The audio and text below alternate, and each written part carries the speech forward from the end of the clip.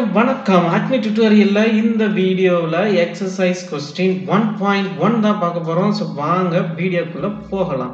So first given information read பண்ணிக்கலாம். என்ன கேட்குறாங்கன்னா, what is the force between two small charge sphere having charges 2 × 10⁻⁷ coulomb and 3 × 10⁻⁷ coulomb placed 30 cm apart in air. அதாவது என்ன பண்ணுறாங்க அப்படின்னா, ஒரு ஏரில் இங்கே ஒரு ஸ்பியர் இருக்குது, இங்கே ஒரு ஸ்பியர் இருக்குது, ரெண்டு ஸ்பியருக்குள்ள டிஸ்டன்ஸ் பார்த்தோம் அப்படின்னா 30 சென்டிமீட்டர்னு சொல்கிறாங்க.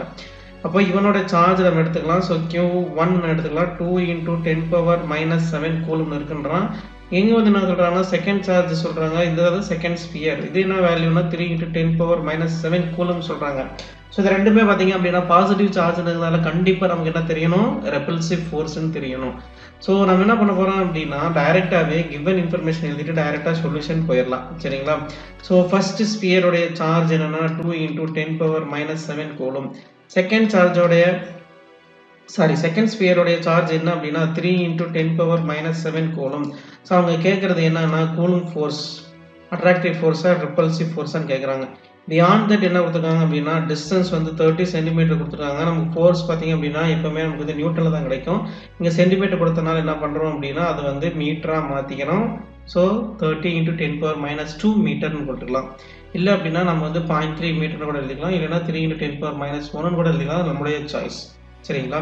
ஸோ இப்போ நம்ம டைரெக்டாக என்ன பண்ண போகிறோம் அப்படின்னா, சொல்யூஷனுக்கு போகிறோம். ஸோ என்ன பண்ணுறோம் அப்படின்னா, கூலும் ஃபோர்ஸ் ஃபார்முலா எழுதிக்கலாம். K × Q1 Q2 / R². Kங்கிறது என்ன அப்படின்னா 1/4πε0. ஸோ நம்ம என்ன பண்ண போகிறோம், 1/4πε0ன்னு சொல்லிட்டு சப்ஸ்டிட் பண்ணுறதுக்கு பதிலாக கேவோட வேல்யூ வந்து என்ன பண்ண போகிறோம் அப்படின்னா 9 × 10⁻+9 அப்படின்ற வேல்யூ எடுத்துக்கலாம்.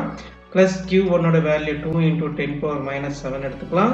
Q2ஓட வேல்யூ 3 × 10⁻⁷ போட்டுக்கலாம்.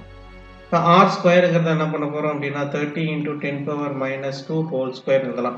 ஸோ என்ன பண்ண போகிறோம் அப்படின்னா, எல்லாத்தையுமே வந்து சிம்பிளாக எழுதிக்கலாம். 9 × 2 × 3 × 10⁻+9 - 7 டிவைட் பை இதை என்ன பண்ணுறேன் அப்படின்னா 30 × 30 × 10⁻² × 10⁻²ன்னு எழுதிட்டு நம்ம கேன்சல் பண்ண ட்ரை பண்ணலாம். சரிங்களா?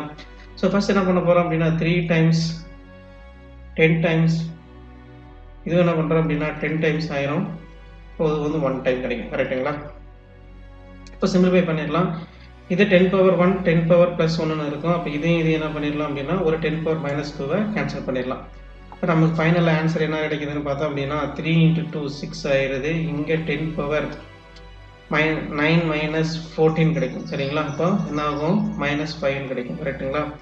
கீழே 10⁻⁻² இருக்குது. மறுபடியும் மேலே கொண்டு வரும்போது அது என்ன ஆயிரும், நமக்கு +2ஆக மாறிடும். அப்போது 6 × 10⁻⁻5 + 2 அப்படின்னு இருக்கும்.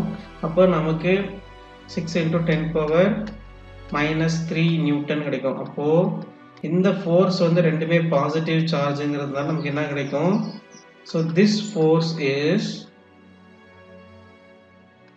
Repulsive force. ஓகேங்களா?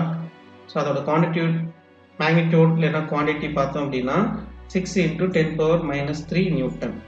அவ்வளோதாங்க சொல்யூஷன். நன்றி, வணக்கம்.